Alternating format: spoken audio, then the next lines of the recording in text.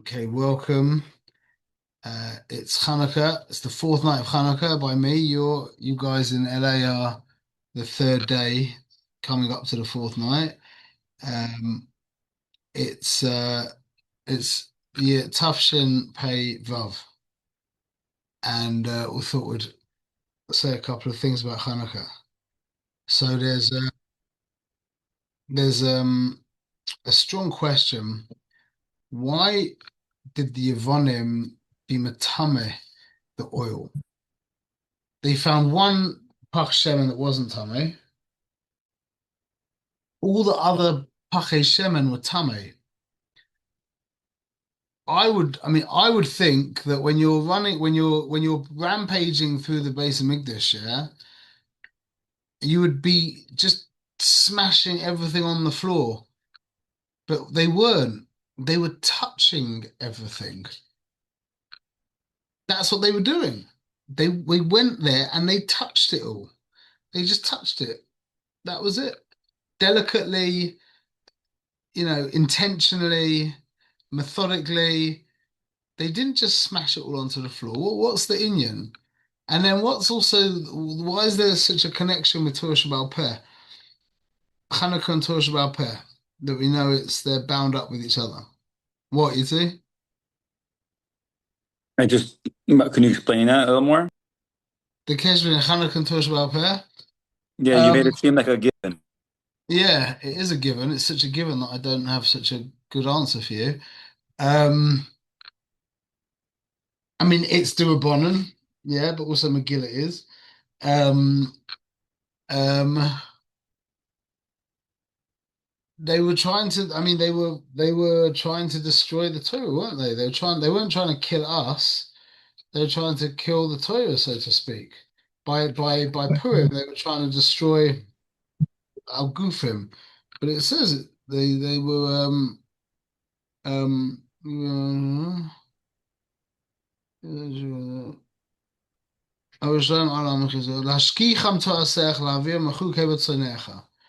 they came to Lashkicham to Asecha, Lavira Machuk Rotzanecha. That's what they were trying to do. They were trying to uproot Torah. They weren't. It wasn't like with it wasn't like with the in Purim where they were trying to kill us. They were trying to disconnect us. But this is another. This is where I want to go with this. Is see the Yevanim, yeah, the Greeks. They were a complete chiddush. They were cultured. They invented philosophy. You know, they much invented philosophy. They invented the art of ethics. They brought beauty to the world. The beauty, inner beauty, so outer beauty and inner beauty. It was meant to be, when I say inner beauty, I'm talking about Midas. And there was, whether or not they were doing that or not, but the idea, at least that's what they stood for. They stood for for beauty in on all levels. So they were very happy. They were cultured people. Like Yavin was a cultural melting pot. It was, they were a multicultural. It's like the America of today. Yeah, it's like it was the America of yesteryear. And as such, they were very not happy. They wanted the Yidden to have their religion. They wanted it was like, look, you got the Hindus, I mean, it was before Christianity and Islam, but if they were around as well, they would want to have churches, they would want to have mosques, they would want to have the temples, whatever they call them, and they would want to have shuls as well. Another that adds another dimension to our culture, to our society. We're not only about, the Olympics and gay and sports and the body and the bathhouse and the pleasure and the food. We're also about spirituality as well. We're also about religion. Yeah, therefore we want to have all the religions, and that's what they were saying to the Yidden, is that's why they were matame the oil. They didn't smash the oil. Their problem was not with the lighting of the menorah. Their problem was with the bris that we have with the Rabbeinu Shloim.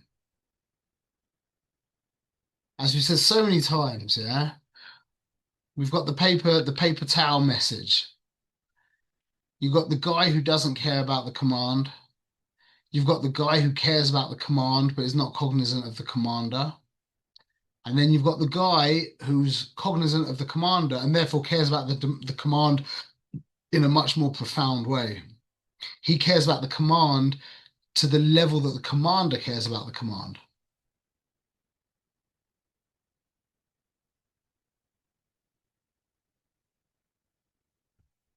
So the Yevanim couldn't deal with the concept of Chasidus.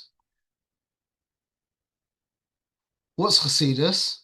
Chasidus is when you see the note says don't take towels, bli cheshbon. How do you say that in English? Without thought, without. Well, imagine in your shul if I mean, people wouldn't do it so much in your shul, but if they had it in your shul, what would it be written on? Bli cheshbon works so well in Hebrew. Don't Mindlessly. mindlessly. Yeah. I don't know, just don't take too many towels. No. Be smart. Yeah, something like that. But bli cheshbon is much better. But you're right, it is mindlessly. It means cheshbon has the idea of number in it. Anyway, the point is that the sign says don't use what you need, but don't take more. Yeah, it costs me money. It's a big hassle for me to deal with this. Yeah, religion is about it's about the command. Now, what if it's about the command and not about the commander? What's it really about?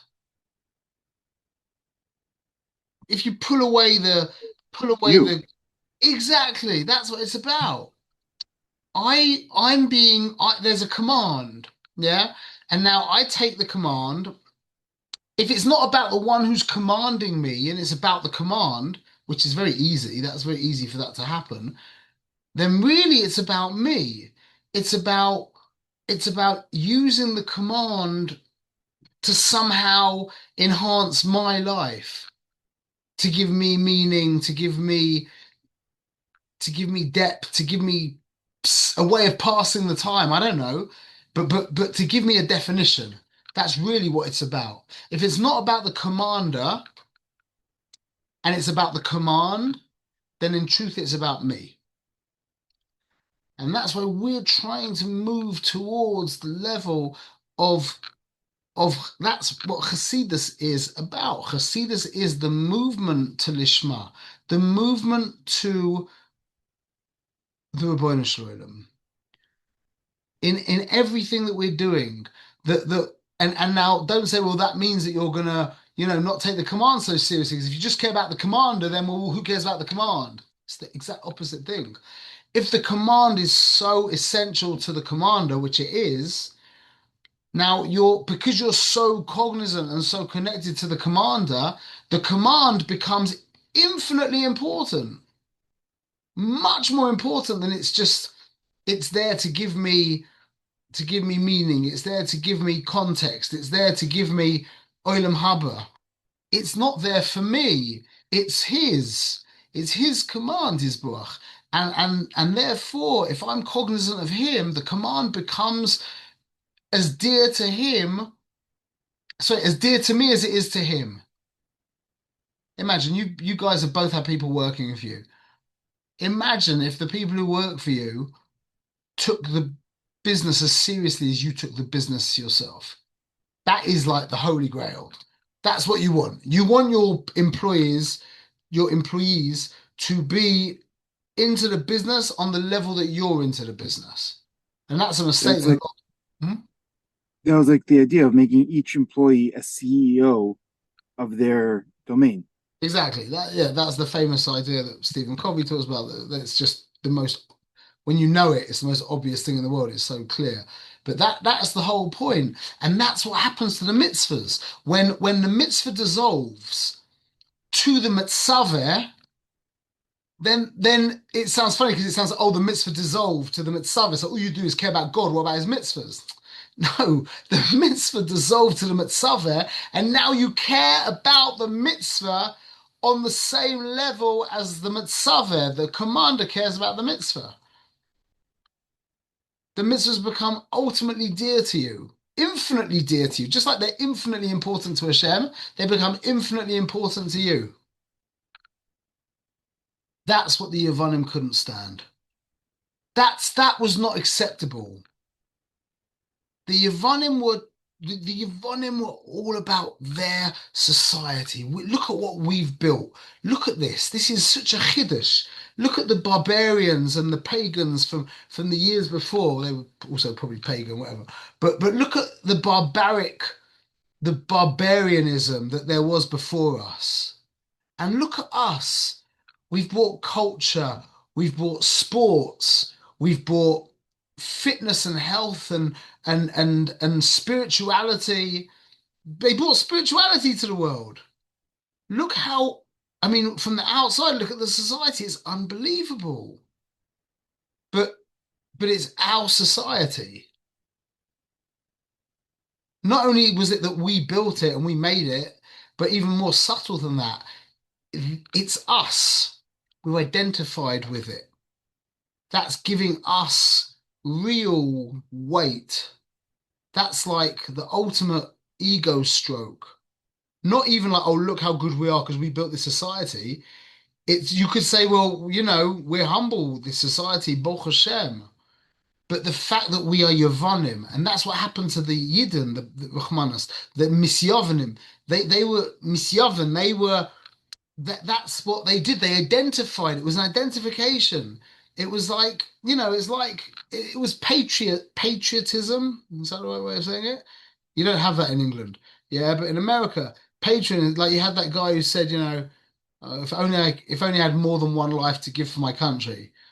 And that sounds very lovely, and maybe for the Umos Oilam that is actually a madrega if the country is a good country, yeah. But the whole point of the Yidden is beyond that legamre.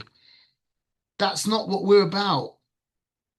Maybe you could say also it says Aneus Halalu Ein Rishus Lishtamesh Bahem. What's Loshan Lishtamesh? Loshan Tashmish, which is Das. Ein Rishus Lishtamesh Bahem Erliroisem Bilvad. Meaning, I don't want to get identified with the mitzvah. I want to be identified with the Rotzono Yisborach. Because you could take the mitzvah, you could take it out of context, and just like Lahavda, we light Hanukkah candles, they put up a Christmas tree, and they do candles for Diwali, and the oyster dust goes and kills people for fun. Yeah, they go to a beach in Australia and shoot people. Whatever, Rahmanas, whatever the thing is, yeah. But we say it's just that maybe you could say this. Ein lanu rishus lishtamesh bem. Shimush is loshen daya, which is das, and we're not here to get identified with the actual mitzvah. We're here to be identified with the one who's commanding the mitzvah. That's what we're about. And that's why the Yevonim were touching the oil. They made it tameh because they said, look, take the chitzonius of the mitzvah, light your menorah, have your shuls, have your religion. Just like they have their religion and they have their religion, they have their religion, you also have your religion, and it will add to the color of our society. But what, there's something more that even of Tumatara, something you don't see, something that's like completely without any, there's no hint to it at all in the physical world. I mean, no one knows, no, it's got Tumatara, what is that? That's called a choik. That's a choik. Yeah, and that's what it says in Al Nissim. It says that they were lashkicham to asechel avira mechuke rotzonecha. The inyan was your Torah and your rotzen. That's what they were trying to take us away from. Not the Torah, your Torah. Torah secha, Rabbeinu Shalom, your Torah. That's what they were trying to take us away from. They were trying to take us away from the bris that we have with Rabbeinu Shalom. Again, we've said this countless times. Yeah, the only thing in the world that isn't a religion I know of is Am Yisrael's relationship with Rabbeinu Shalom. That's a bris. Nothing at all to do with religion. It's not there to give me any kind of framework, any kind of identity. It's Rotzoinoi Yizbuach, Rotzonecha. Yeah, you'd say. Yeah, hi. Hi.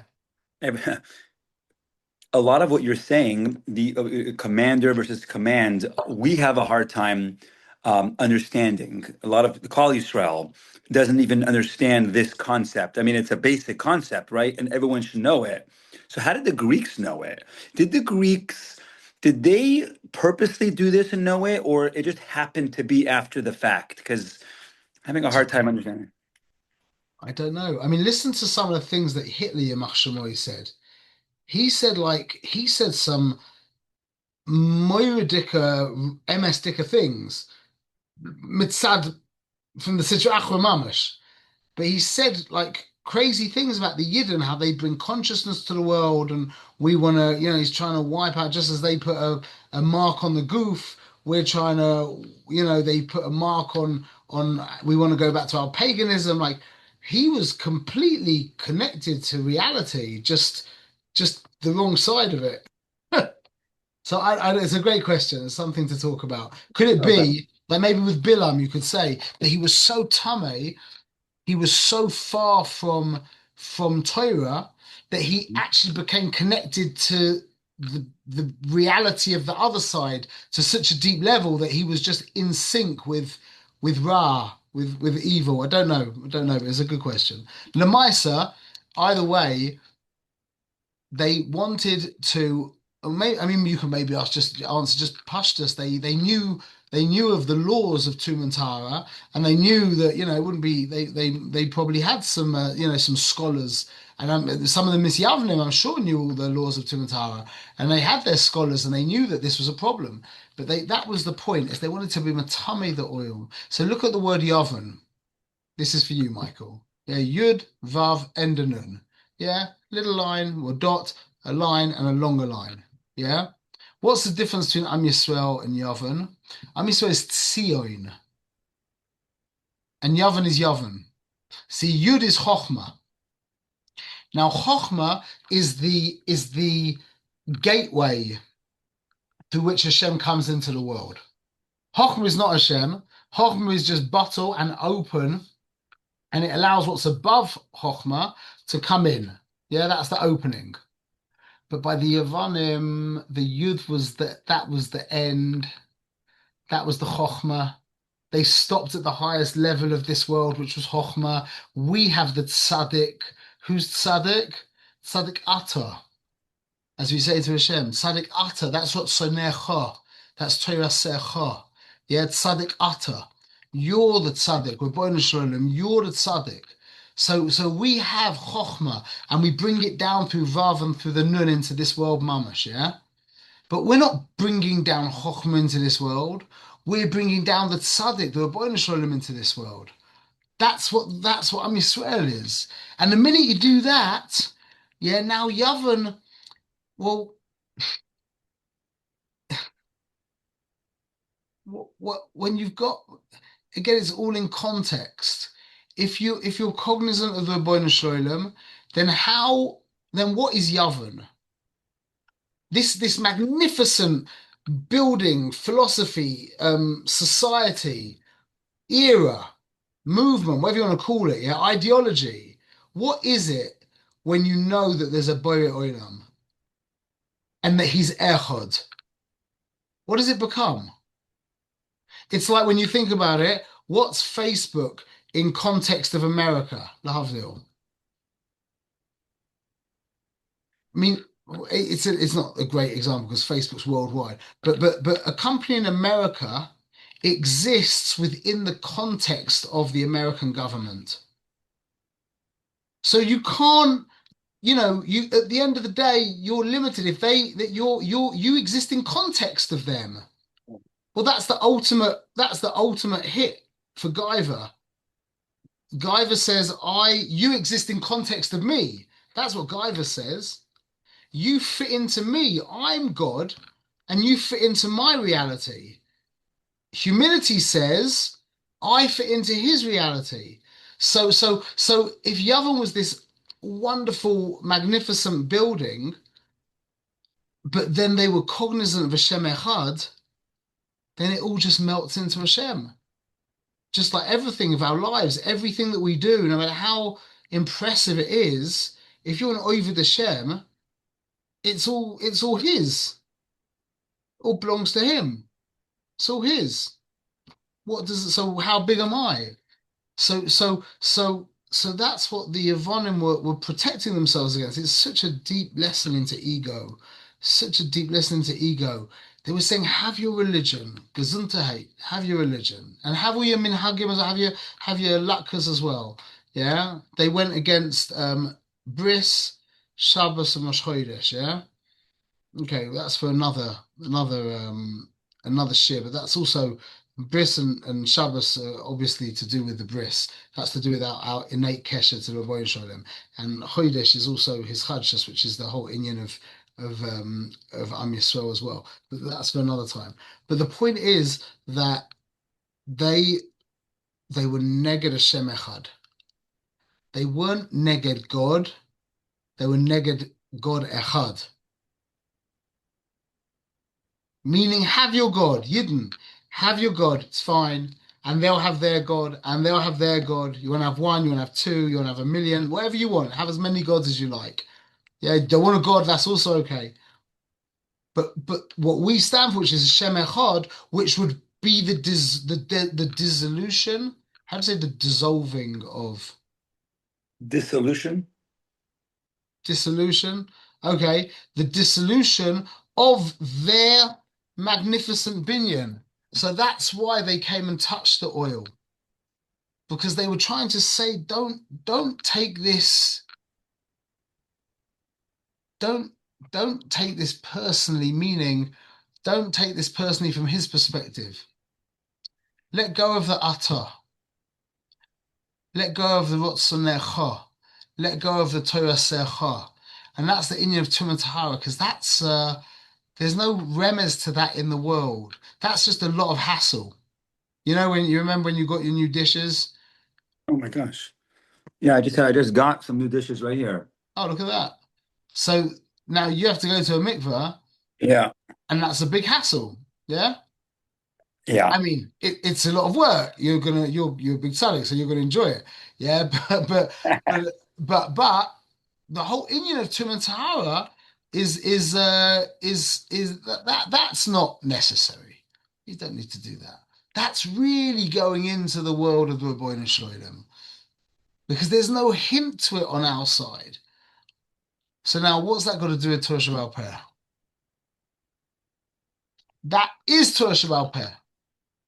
Again, they translated the Bible into Greek. I'm just finishing now. Literally, I've got a page left of Jordan Peterson's book on the Bible, and it's a magnificent work of literature, magnificent work of philosophy. Nothing at all to do with Torah. Ay, ay. Nothing at all to do with Torah. He talks about Moses. He talks about Abraham. He talks about Jonah. He talks about Noah. He talks about all these different things. Yeah, the Sabbath and Egypt and all of these things that you might think are Torah. They're not. None of that's Torah. Torah is the Rebbeinu Shalom hidden within his Torah. the Torah. See, by the Greeks when they translated it, they translated it. The first thing they changed was from Bereshis bo Elokim to Elokim bara Bereshis. Yeah, from the Torah. Our Torah begins with a Bays, and their Torah begins with an Aleph, because that's it. The Torah Shebechsav is finished, done. That's it. It's a finite number of letters. You got it, I got it, he's got it, they got it. Jordan Peterson wrote a book on it. It's another book. What was it that Hashem gave to us at Har Sinai? Himself in that book. He used it as a keli. If somebody doesn't have him, then it's just a book. And you can learn something like Jordan Peterson learns amazing psychological things from it, amazing ideas from it, amazing. But it's just not Torah Bichlal. Torah is the Ribono Shel Olam. And that's by Rabbi Shimon. It says, 1 minute, I'll just do a screenshot quickly. You see that? This is the kever of Rabbi Shimon Bar Yochai. Rabbi Shimon Bar Yochai was Torah Sheba'al Peh. He was the Bnei Aliyah. He was the Chosid Mamash. He was the paradigmatical, if that's a word, the paradigm Chosid, yeah. And it says Ki loy tishkach mepi zaroi. Like that is Yochai, yeah.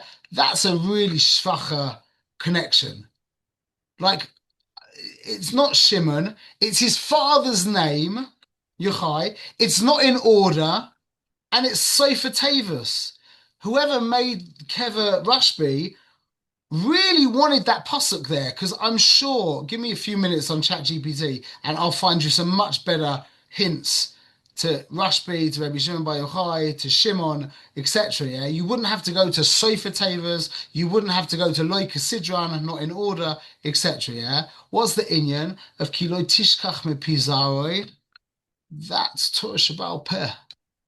That's what it is. That it shouldn't be forgotten from the mouth of your seed, meaning Torah Sheba'al Peh is in our mouths. Right now, we are transferring Torah Sheba'al Peh, B'ezrat Hashem. How do we know we're doing that? Well, I don't know that I'm doing it for sure, but I hope that's happening, because I sat by my Rebbe for many, many thousands of hours, and I was makabel the inyanim through his words, and I got them crystal clear, crystal clear, crystal clear. And that's him, Yisbrach. Remember, you've got the letters that create the words. The words create the sentences. The sentences create the meaning, which are the ideas, the inyanim. It's in the ideas where the Ribono Shel Olam is. He's not the idea.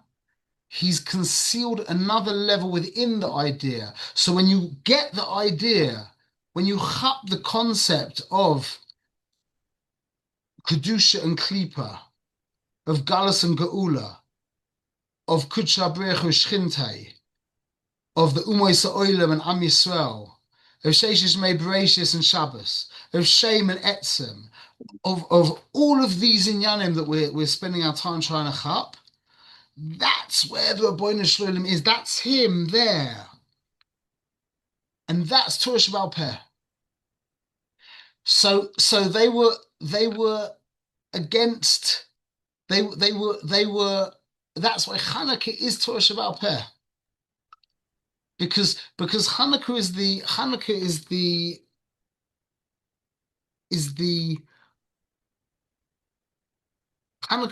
is the Or HaTorah. That's what it's called. Ner Mitzvah Torah Or. We have the Ner, and then that's the Kli, and the Or is contained within the Ner. It's bound up with the Ner. The Ner and the Or are all bound up with each other. That's where the Ribono Shel Olam is. So that's what the Yevanim were against. The Yevanim were against they were against Hasidus. And again, that doesn't mean this. You guys are mamash Hasidim. The fact that you're sitting there listening to me rant like I am, yeah, that you're Hasidim, and we know a lot of Hasidim. We know a lot of Hasidim, and most of them that we don't look like this. Yeah, that Hasidim, that's what Yidden are. That's what Yidden are, Hasidim. Avraham was the first Yid, and he was called a Chassid. Yeah, Avram Hasida. That's what the Zohar Kodesh calls him. That's Rabbi Shimon Bar Yochai. He was Bnei Aliyah, meaning that he was miskaven to the Ribbono Shel Olam. And again, like I said, that doesn't mean that you take the mitzvahs less seriously. It means you take the mitzvahs infinitely seriously, and you're medayek on an infinite level. But you never get distracted by the Maisa Mitzvah. You know the only way to the Ribbono Shel Olam is the Maisa Mitzvah, and the Maisa Mitzvah is infinitely choshev, but you don't get distracted from the Maisa Mitzvah and take it out of context. Ein reshus lishtamesh behen. You don't have reshus to be to be to be to become identified with the Maisa Mitzvah. You're identified with the mitzvah secha, rutzonecha, Torah secha. That's tzaddik ata. That's why it's tzion, and that's what we're doing when we're. That's what Yidden are. Yidden are the ones who bring the Ribbono Shel Olam into this world. It's not to do with how clever we are. It's not to do with the chokhmas that we know. It's not to do with our religiosity and our seriousness. It's not even to do with the loveliness of our society. How lovely we have. We have such blian horror, like compared to the rest of the world, the families that we're raising, and just the kind of problems that we're dealing with in the Haredi and the frum world. Yeah, halavai, the world will be dealing with these kinds of problems. Halavai, yeah.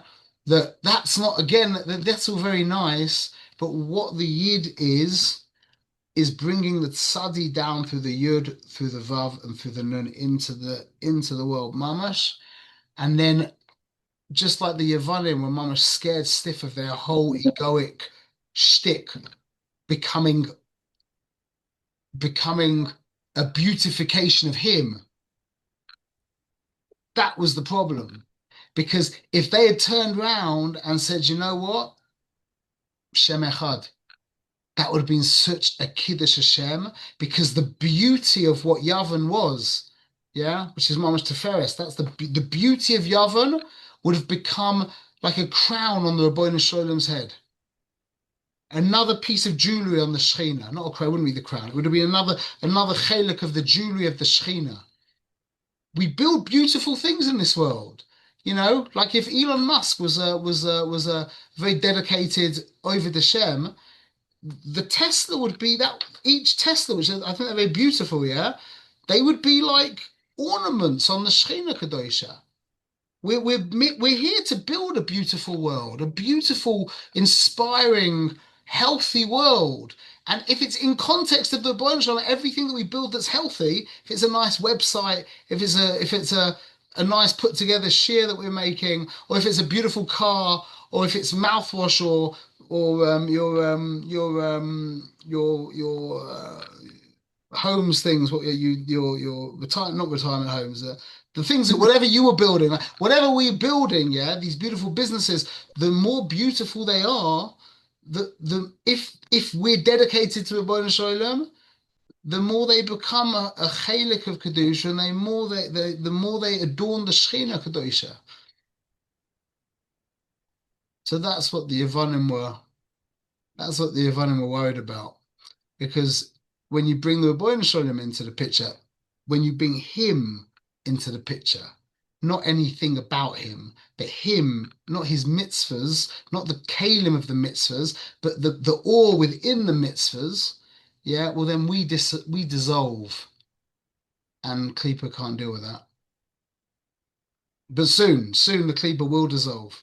Soon it will mamash break up and dissolve, and we will be doing what we are doing, what we're meant to be doing, and we will start seeing the payers of all the ore coming down. And Bezrat Hashem. Yeah, it should be Zocher to a Freilich and Chanukah.